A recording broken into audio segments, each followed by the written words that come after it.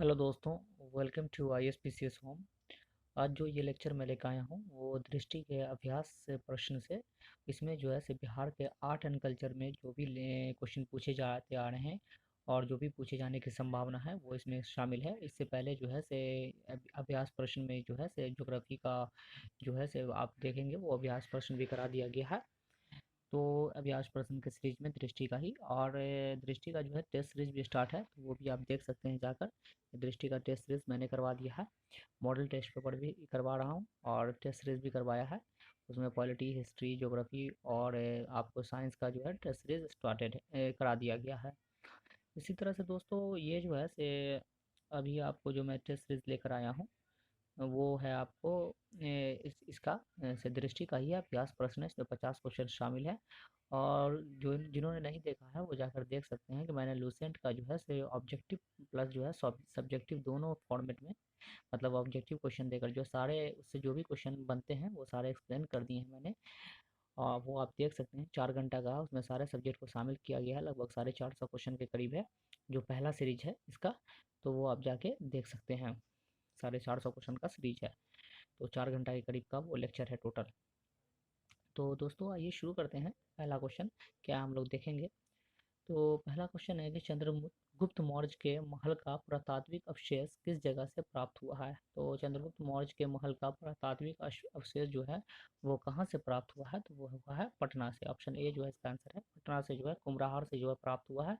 और ये जो है से इसकी विशेषता थी कि ये लकड़ी का बना हुआ जो था महल था, तो इसकी ये विशेषता थी। और इसकी तारीफ जो है मेगास्थनीज ने भी अपने किताब में इंडिका में इसका वर्णन किया है। फाहिन ने भी इसके बारे में कहा था। इसके बाद नेक्स्ट क्वेश्चन हम देखते हैं कि लौड़िया नंदनगढ़ स्तंभ में किस पशु की प्रतिमा स्थापित है। तो लौड़िया नंदनगढ़ में जो है किस पशु की प्रतिमा जो है स्थापित है, तो वो है आपको सिंह, शेर की जो है ये प्रतिमा है लौड़िया नंदनगढ़ में। और ये कहाँ आता है, ये चंपारण में आपको मिलेगा। लौड़िया नंदनगढ़ स्तंभ जो है अशोक का स्तंभ था और ये चंपारण में आपको लौड़िया राज, लौड़िया नंदनगढ़, ये दोनों चंपारण में मिलेगा। और रामपुरवा बुल, उस पे बुल का जो है रामपुरवा जो स्तंभ है उस पे जो है से एक बैल का यानी सांड का जो है वो प्रतिमा है। अब देखते हैं नेक्स्ट क्वेश्चन कि नागार्जुनी पहाड़ी की गुफाओं का निर्माण किसने करवाया था। नागार्जुनी पहाड़ी के गुफाओं का निर्माण जो है उसने किसने करवाया था, तो वो जो करवाया था वो करवाया था दशरथ ने।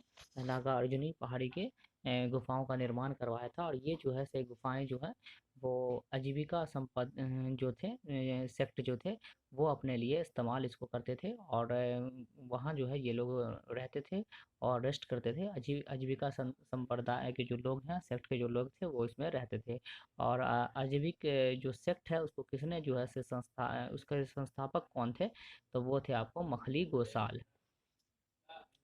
अब देखते हैं नेक्स्ट क्वेश्चन कि लोहानीपुर पटना से प्राप्त दो नग्न पुरुषों की मूर्तियों का निर्माण किस कला शैली में किया गया है।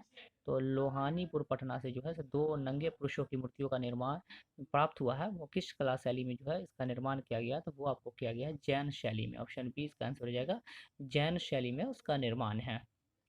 अब देखते हैं नेक्स्ट क्वेश्चन, पाल शासकों ने किस कला को प्रश्रय दिया। तो पाल शासकों ने किस कला को प्रश्रय दिया, तो वो बौद्ध कला को जो है उसने प्रश्रय दिया था। पाल शासकों ने पाल कला में जो है बौद्ध कला को जो है काफी महत्व दिया गया है। अब देखते हैं नेक्स्ट क्वेश्चन कि पालकालीन चित्रकला शैली के प्रमुख कलाकार कौन थे। तो पालकालीन चित्रकला के जो है वो प्रमुख कलाकार कौन थे, तो वो थे आपको धीमन और बिटपाल। ऑप्शन ए जो है, ए और बी दोनों इसका आंसर हो जाएगा। धीमन और बिटपाल जो है दोनों पिता पुत्र थे, धीमन बिटपाल। और ये जो है पाल के चित्रकला शैली में जो है एक प्रमुख कलाकार के रूप में थे। धर्मपाल और देवपाल के कोर्ट में ये दोनों रहे थे। अब देखते हैं नेक्स्ट क्वेश्चन कि हुलास लाल किस चित्रकला शैली के चित्रकार हैं। हुलास लाल जो है वो किस चित्रकला के शैली के चित्रकार हैं, तो हुलास लाल जो है वो है आपको पटना कलम। ऑप्शन ए इसका आंसर हो जाएगा, पटना कलम के जो है वो चित्रकार थे। और इसमें जो है से पटना कलम में जो है वो आम जन जीवन का जो है चित्रण किया गया है। आप देखेंगे उसमें जो है से वो बहुत जो है से साधारण जनजीवन का चित्र को जो है उसमें उल्लेख किया गया है। और उसमें जो है से डेकोरेटेड बॉर्डर वगैरह नहीं होती थी और वाटर मार्क कलर का जो है उसमें यूज़ किया जाता था। पटना का। और इसमें जो है ईश्वरी प्रसाद वर्मा जो है इसके आखिरी चित्रकार थे। देखते हैं नेक्स्ट क्वेश्चन कि मधुबनी चित्रकला के अड़िपन चित्रों को कितनी श्रेणियों में निर्धारित किया जा सकता है। तो मधुबनी कला के अड़िपन चित्रों को कितनी श्रेणियों में निर्धारित किया जा सकता है, तो वो जो किया जा सकता है वो 5 इसमें निर्धारित किया जाता है, 5 श्रेणियों में निर्धारित किया जाता है। उसके बाद देखते हैं नेक्स्ट क्वेश्चन कि मधुबनी चित्रकला के प्रसिद्ध चित्रकार कौन है। तो इसके जो है से प्रसिद्ध चित्रकार जो है वो कौन है, तो वो है महासुंदरी देवी। ऑप्शन बी इसका आंसर हो जाएगा। महासुंदरी देवी जो है से मधुबनी कला के जो है प्रमुख चित्रकार थी। उसके बाद नेक्स्ट क्वेश्चन देखते हैं कि किस चित्रकला शैली को पुरुषों की चित्र शैली भी कहा जाता है। तो किस चित्रकला शैली को जो है पुरुषों की चित्र शैली भी कहा जाता है, तो वो कहा जाता है पटना कलम। ऑप्शन सी इसका आंसर हो जाएगा, पटना कलम। उसके बाद देखते हैं नेक्स्ट क्वेश्चन कि किस चित्रकला में बिहुली बिसहरी की दंत कथाओं का चरित्र चित्रण होता है। तो किस चित्रकला में जो है बिहुली बिसहरी की दंत कथाओं का चरित्र चित्रण होता है, तो वो जो होता है आपको मंजूषा चित्रकला। ऑप्शन बी इसका आंसर हो जाएगा, मंजूषा चित्रकला। तो देखते हैं नेक्स्ट क्वेश्चन। तो नेक्स्ट क्वेश्चन है कि शेर शाह सूरी का मकबरा कहाँ स्थित है। तो शेर शाह सूरी का जो मकबरा है वो सासाराम में स्थित है, और ये सूर्यवंश के संस्थापक थे। और इनका जो मकबरा है वो अष्टकोणीय मकबरा है, ऑक्टागोनल शेप में है। और ये जो है से इन्होंने 1540 में जो है सूर्यवंश की स्थापना की थी, और 1545 में जो है इनकी मृत्यु हो गई थी कालिंजर के युद्ध में, जो इनका आखिरी युद्ध था। उसके बाद नेक्स्ट क्वेश्चन है कि मखदूम शाह दौलत की समाधि कहाँ स्थित है। तो मखदूम शाह दौलत की समाधि कहाँ स्थित है, तो वो है मनेर में। ऑप्शन बी इसका आंसर हो जाएगा, मनेर। देखते हैं नेक्स्ट क्वेश्चन कि किस लोक नाट्य में केवल पुरुष कलाकार भाग लेते हैं। तो कौन सा ऐसा लोक नाट्य है, लोक नृत्य है, नाटक है, उसमें जो है सिर्फ एक पुरुष लोग ही भाग लेते हैं, तो वो है विदेशिया। ऑप्शन सी जो है इसका आंसर हो जाएगा, विदेशिया। और विदेशिया के जो प्रमुख थे वो थे भिखारी ठाकुर।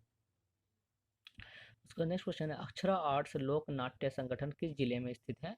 तो अक्षरा आर्ट्स लोक नाट्य संगठन जो है वो किस जिले में स्थित है, तो वो जो आपको स्थित है वो है पटना। ऑप्शन ए इसका आंसर हो जाएगा, पटना। अक्षरा आर्ट्स जो है वो पटना में स्थित है। उसके बाद नेक्स्ट क्वेश्चन है कि कौन सा नृत्य युद्ध से संबंधित पुरुष प्रधान नृत्य है। तो कौन ऐसा नृत्य है, कौन डांस है जो पुरुष प्रधान नृत्य है, और उसमें जो है सो युद्ध से संबंधित है, युद्ध के इसको दृश्य को दर्शाया जाता है, तो वो है छऊ नृत्य। ऑप्शन बी इसका आंसर हो जाएगा, छऊ नृत्य। उसके बाद देखते हैं नेक्स्ट क्वेश्चन कि नयिका बंजरा लोक गाथा गीत किससे संबंधित है। तो नयिका बंजरा लोक गाथा गीत जो है वो किससे संबंधित है, तो वो है संबंधित प्रेम प्रसंग से। ऑप्शन बी इसका आंसर हो जाएगा, नयिका बंजरा जो है वो प्रेम प्रसंग से संबंधित है। अब देखते हैं नेक्स्ट क्वेश्चन कि नालंदा विश्वविद्यालय की स्थापना किसने की थी। तो नालंदा विश्वविद्यालय की जो स्थापना की थी वो की थी आपको कुमार गुप्त ने। ऑप्शन सी इसका आंसर हो जाएगा, कुमार गुप्त ने नालंदा विश्वविद्यालय की स्थापना की थी, और ये गुप्त वंश के जो है शासक थे। और धर्मपाल ने जो स्थापना की थी वो की थी आपको विक्रमशिला विश्वविद्यालय की स्थापना धर्मपाल ने की थी। उसके बाद देखते हैं नेक्स्ट क्वेश्चन कि विक्रमशिला महावीरा की स्थापना किसने की थी। तो विक्रमशिला महावीरा की स्थापना जो है वो की थी धर्मपाल। ये कहाँ है, तो ये भागलपुर में है। और उदंतपुरी की स्थापना किसने की थी, तो वो की थी गोपाल, जो कि पाल वंश के संस्थापक भी थे। तो नेक्स्ट क्वेश्चन है कि बट सावित्री पर्व में किसकी पूजा की जाती है। तो बट सावित्री पर्व में जो है किसकी पूजा की जाती है, तो वो करी जाती है सावित्री एवं ब्रह्मा की। ऑप्शन ए इसका आंसर हो जाएगा, सावित्री एवं ब्रह्मा की। तो नेक्स्ट क्वेश्चन है कि पटना पुस्तक मेले का शुभारंभ कब हुआ था। तो पटना पुस्तक मेले का शुभारंभ जो है वो कब हुआ था, तो वो हुआ था 1971 में। ऑप्शन बी इसका आंसर हो जाएगा, 1971। और नेक्स्ट क्वेश्चन है सिंधेश्वर के मेले का आयोजन किस जिले में होता है। तो सिंधेश्वर का जो मेला है वो किस जिले में आयोजित किया जाता है, तो वो किया जाता है मधेपुरा। ऑप्शन सी इसका आंसर हो जाएगा, मधेपुरा। उसके बाद नेक्स्ट क्वेश्चन है मलमास मेले का आयोजन कहाँ किया जाता है। तो मलमास मेले का जो आयोजन किया जाता है वो किया जाता है राजगीर। ऑप्शन डी इसका आंसर हो जाएगा, राजगीर। उसके बाद नेक्स्ट क्वेश्चन है कि बौंसी मेले का आयोजन कहाँ होता है। तो बौंसी मेले का जो आयोजन है वो कहाँ किया जाता है। तो बौंसी मेले का आयोजन किया जाता है वो किया जाता है बांका में। ऑप्शन ए इसका आंसर हो जाएगा, बांका। उसके बाद नेक्स्ट क्वेश्चन है कि बिहार में द्वितीय राजभाषा के रूप में उर्दू को मान्यता कब मिली। तो उर्दू को जो है से मान्यता कब मिली थी द्वितीय राजभाषा के इसमें, तो वो मिली थी आपको इनमें से कोई नहीं, 1984 में जो है उर्दू को जो है से मान्यता मिली थी बिहार के द्वितीय राजभाषा के रूप में। उसके बाद देखते हैं नेक्स्ट क्वेश्चन, किस भाषा की प्राचीनतम पुस्तक ललित विस्तार नामक बौद्ध ग्रंथ है? तो वो किस भाषा में लिखी गई है? ललित विस्तार जो पुस्तक है, प्राचीनतम पुस्तक है, तो वो किस भाषा में है? तो वो है अंगिका। ऑप्शन बी इसका आंसर हो जाएगा। अंगिका जो है अंग के क्षेत्र में जो बोले जाने वाली एक भाषा थी, है मतलब।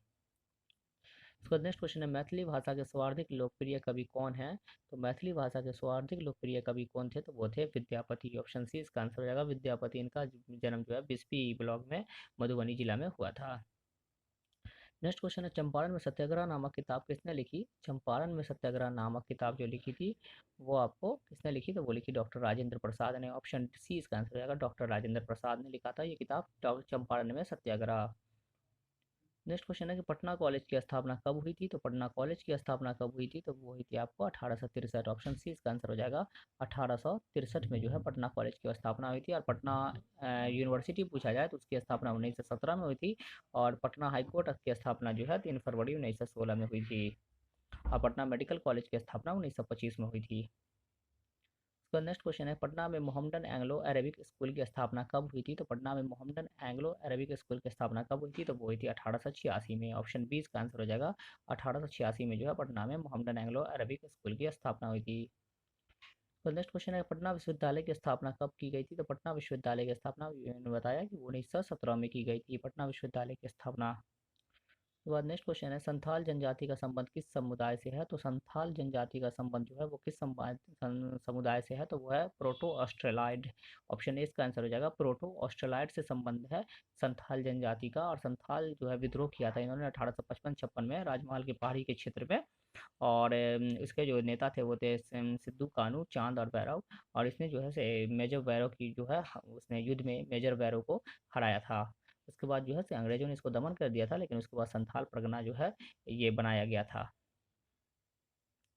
उसके बाद देखते हैं नेक्स्ट क्वेश्चन, बिहार योग भारतीय डीम्ड विश्वविद्यालय कहाँ स्थित है?